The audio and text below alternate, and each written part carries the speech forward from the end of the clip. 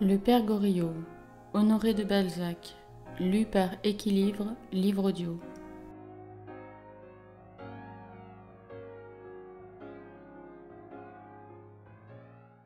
Suite. Eugène accompagna Delphine jusque chez elle, mais inquiet de l'état dans lequel il avait laissé Goriot, il refusa de dîner avec elle, et revint à la maison Vauquer. Il trouva le père Goriot debout et prêt à s'attabler. Bianchon s'était mis de manière à bien examiner la figure du vermicelier.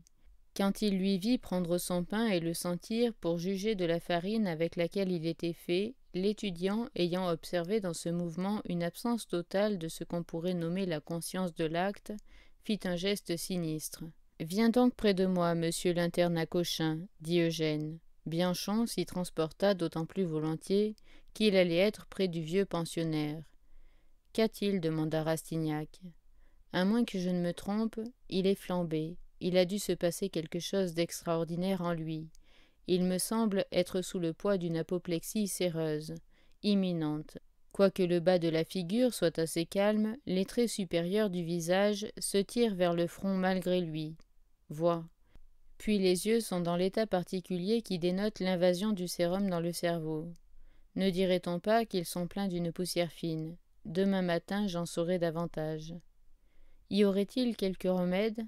Aucun. Peut-être pourra-t-on retarder sa mort si l'on trouve les moyens de déterminer une réaction vers les extrémités, vers les jambes. Mais si demain soir les symptômes ne cessent pas, le pauvre bonhomme est perdu. Sais-tu par quel événement la maladie a été causée? Il a dû recevoir un coup violent, sous lequel son moral aura succombé. Oui, dit Rastignac, en se rappelant que les deux filles avaient battu sans relâche sur le cœur de leur père. Au moins, se disait Eugène, Delphine aime son père, elle. Le soir, aux Italiens, Rastignac prit quelques précautions afin de ne pas trop alarmer madame de Nuncingen. « N'ayez pas d'inquiétude, répondit-elle au premier mot que lui dit Eugène. Mon père est fort, seulement ce matin nous l'avons un peu secoué. Nos fortunes sont en question. Songez-vous à l'étendue de ce malheur? Je ne vivrais pas si votre affection ne me rendait pas insensible à ce que j'aurais regardé naguère comme des angoisses mortelles. Il n'est plus aujourd'hui qu'une seule crainte, un seul malheur pour moi, c'est de perdre l'amour qui m'a fait sentir le plaisir de vivre. En dehors de ce sentiment, tout m'est indifférent. Je n'aime plus rien au monde. Vous êtes tout pour moi. Si je sens le bonheur d'être riche, c'est pour mieux vous plaire. Je suis à ma honte plus aimante que je ne suis fille. Pourquoi, je ne sais pas. Toute ma vie est en vous. Mon père m'a donné un cœur, mais vous l'avez fait battre. Le monde entier peut me blâmer, que m'importe. Si vous, qui n'avez pas le droit de m'en vouloir, m'acquittez des crimes auxquels me condamne un sentiment irrésistible, me croyez-vous une fille dénaturée? Oh non. Il est impossible de ne pas aimer un père aussi bon que l'est le nôtre.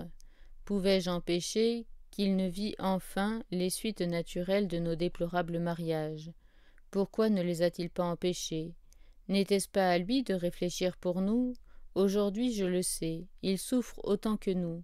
Mais que pouvions-nous y faire? Le consoler? Nous ne le consolerions de rien. Notre résignation lui faisait plus de douleur que nos reproches et nos plaintes ne lui causeraient de mal. Il est des situations dans la vie où tout est amertume. Eugène resta muet, saisi de tendresse par l'expression naïve d'un sentiment vrai. Si les Parisiennes sont souvent fausses, ivres de vanité, personnelles, coquettes, froides, il est sûr que quand elles aiment réellement, elles sacrifient plus de sentiments que les autres femmes à leur passion. Elles se grandissent de toute leur petitesse et deviennent sublimes. Puis Eugène était frappé de l'esprit profond et judicieux que la femme déploie pour juger les sentiments les plus naturels, quand une affection privilégiée l'en sépare et la met à distance. Madame de Nuncingen se choqua du silence que gardait Eugène. « À quoi pensez-vous donc » lui demanda-t-elle.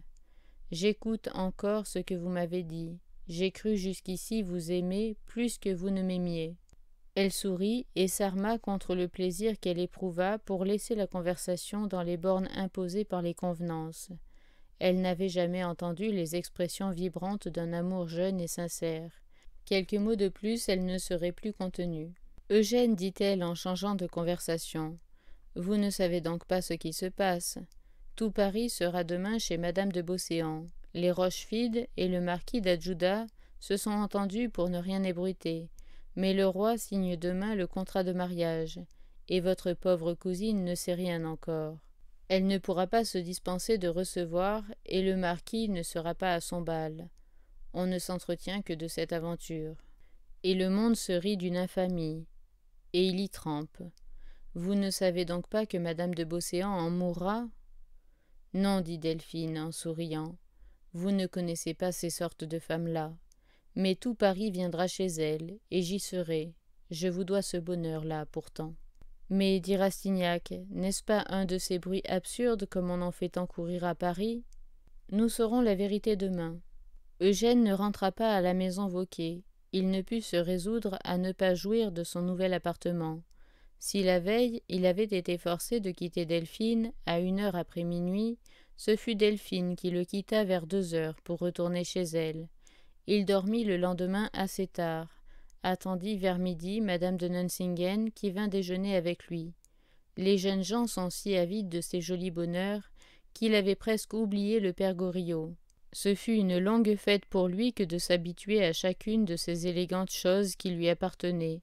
Madame de Nuncingen était là, donnant à tout un nouveau prix.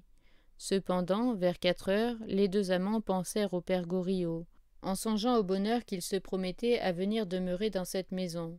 Eugène fit observer qu'il était nécessaire d'y transporter promptement le bonhomme, s'il devait être malade, et quitta Delphine pour courir à la maison Vauquer.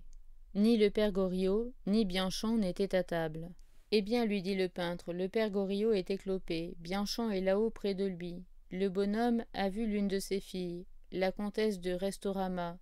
Puis il a voulu sortir, et sa maladie a empiré. La société va être privée d'un de ses beaux ornements. » Rastignac s'élança vers l'escalier. « Eh, monsieur Eugène! Monsieur Eugène, madame vous appelle, cria Sylvie. Monsieur, lui dit la veuve, monsieur Goriot et vous deviez sortir le 15 de février. Voici 3 jours que le 15 est passé. Nous sommes au 18. Il faudra me payer 1 mois pour vous et pour lui. Mais si vous voulez garantir le père Goriot, votre parole me suffira.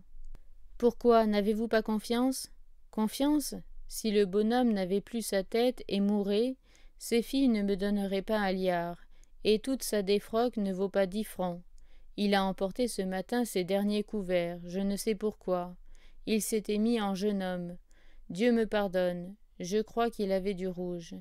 Il m'a paru rajeuni. Je réponds de tout, dit Eugène en frissonnant d'horreur et appréhendant une catastrophe. Il monta chez le père Goriot.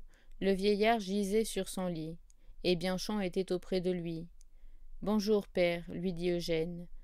Le bonhomme lui sourit doucement et répondit en tournant vers lui ses yeux vitreux. « Comment va-t-elle »« Bien, et vous ?»« Pas mal. »« Ne le fatigue pas, dit Bianchon en entraînant Eugène dans un coin de la chambre. « Eh bien, lui dit Rastignac. Il ne peut être sauvé que par un miracle. La congestion séreuse a eu lieu. Il a les synapsismes. Heureusement, il les sent. Ils agissent. Peut-on le transporter ? Impossible. Il faut le laisser là, lui éviter tout mouvement physique et toute émotion. Mon bon Bianchon, dit Eugène, nous le soignerons à nous deux.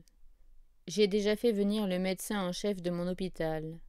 Eh bien, il se prononcera demain soir. Il m'a promis de venir après sa journée. Malheureusement, ce fichu bonhomme a commis ce matin une imprudence sur laquelle il ne veut pas s'expliquer. Il est entêté comme une mule. Quand je lui parle, il fait semblant de ne pas entendre, et dort pour ne pas me répondre. Ou bien, s'il a les yeux ouverts, il se met à geindre. Il est sorti vers le matin. Il a été à pied dans Paris, on ne sait où. Il a emporté tout ce qu'il possédait de vaillant. Il a été faire quelque sacré trafic, pour lequel il a outrepassé ses forces. Une de ses filles est venue. La comtesse, dit Eugène, une grande brune, l'œil vif et bien coupé, joli pied, taille souple. Oui. Laisse-moi seul un moment avec lui, dit Rastignac. Je vais le confesser. Il me dira tout à moi. Je vais aller dîner pendant ce temps-là. Seulement, tâche de ne pas trop l'agiter. Nous avons encore quelques espoirs. Sois tranquille. Elles s'amuseront bien demain, dit le père Goriot à Eugène quand ils furent seuls. Elles vont à un grand bal. Qu'avez-vous donc fait ce matin, papa, pour être si souffrant ce soir qu'il vous faille rester au lit? Rien. Anastasie est venue, demanda Rastignac. Oui, répondit le père Goriot. Eh bien, ne me cachez rien. Que vous a-t-elle encore demandé? Ah, reprit-il en rassemblant ses forces pour parler, elle était bien malheureuse. Allez, mon enfant. Nasie n'a pas un sou depuis l'affaire des diamants. Elle avait commandé pour ce bal une robe lamée, qui doit lui aller comme un bijou. Sa couturière, une infâme, n'a pas voulu lui faire crédit, et sa femme de chambre a payé 1000 francs en acompte sur la toilette. Pauvre Nasie en être venue là, ça m'a déchiré le cœur. Mais la femme de chambre, voyant ce resto retirer toute sa confiance à Nasie, a eu peur de perdre son argent, et s'entend avec la couturière pour ne livrer la robe que si les 1000 francs sont rendus. Le bal est demain, la robe est prête, Nasie est au désespoir. Elle a voulu m'emprunter mes couverts pour les engager. Son mari veut qu'elle aille à ce bal pour montrer à tout Paris les diamants qu'on prétend vendus par elle. Peut-elle dire à ce monstre « Je dois 1000 francs, payez-les » Non, j'ai compris ça, moi. Sa sœur Delphine ira là dans une toilette superbe. Anastasie ne doit pas être au-dessous de sa cadette. Et puis, elle est si noyée de larmes, ma pauvre fille. J'ai été si humiliée de n'avoir pas eu 12 000 francs hier que j'aurais donné le reste de ma misérable vie pour racheter ce tort-là. Voyez-vous, j'avais eu la force de tout supporter, mais mon dernier manque d'argent m'a crevé le cœur. Oh oh. Je n'en ai fait ni une ni deux. Je me suis rafistolé, requinqué. J'ai vendu pour 600 francs de couverts et de boucles. Puis j'ai engagé pour un an mon titre de rente viagère contre 400 francs, une fois payé, au papa Gobseck.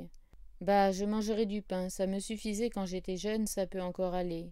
Au moins elle aura une belle soirée, ma Nasie, elle sera pimpante. J'ai le billet de 1000 francs là sous mon chevet. Ça me réchauffe d'avoir là sous la tête ce qui va faire plaisir à la pauvre Nasie. Elle pourra mettre sa mauvaise victoire à la porte. A-t-on vu des domestiques ne pas avoir confiance dans leur maître? Demain je serai bien. Nasie vient à 10 heures. Je ne veux pas qu'elle me croie malade. Elle n'irait point au bal. Elle me soignerait. Nasie m'embrassera demain comme son enfant. Ses caresses me guériront. Enfin, n'aurais-je pas dépensé 1000 francs chez l'apothicaire? J'aime mieux les donner à mon Guéritou, à ma Nasie. Je la consolerai dans sa misère au moins. Ça m'acquitte du tort de m'être fait du viager. Elle est au fond de l'abîme, et moi je ne suis plus assez fort pour l'en tirer. Oh, je vais me remettre au commerce. J'irai à Odessa pour y acheter du grain. Les blés valent là 3 fois moins que les nôtres ne coûtent. Si l'introduction des céréales est défendue en nature, les braves gens qui font les lois n'ont pas songé à prohiber les fabrications dont les blés sont le principe. J'ai trouvé cela, moi, ce matin.